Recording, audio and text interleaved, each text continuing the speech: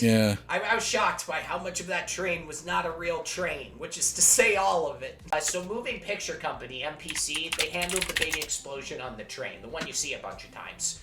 The actual train model itself was built by Modus FX. They did it in Autodesk Soft Image, rest in peace.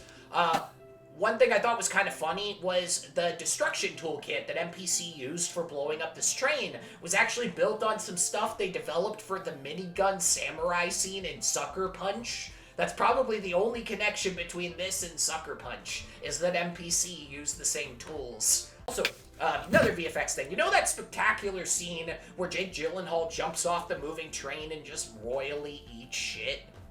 Fucking... Yeah. That edit rules.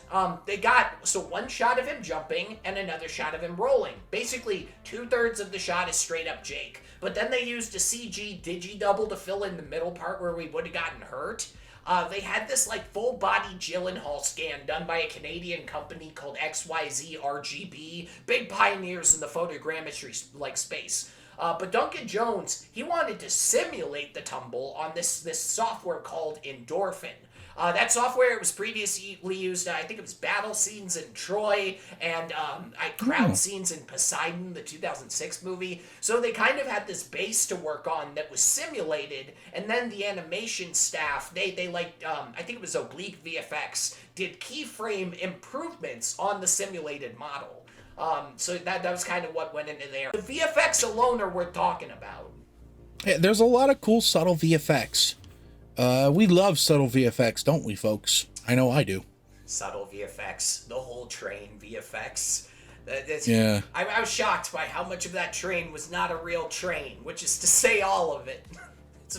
Basically, like, what, 99% of this movie was shot in Montreal? A lot of green and then screen. the bean is shot in Chicago, right? That's actually in Chicago? Yeah. I think? Okay. Technically, the outside of the train that you see behind the characters was shot in Chicago.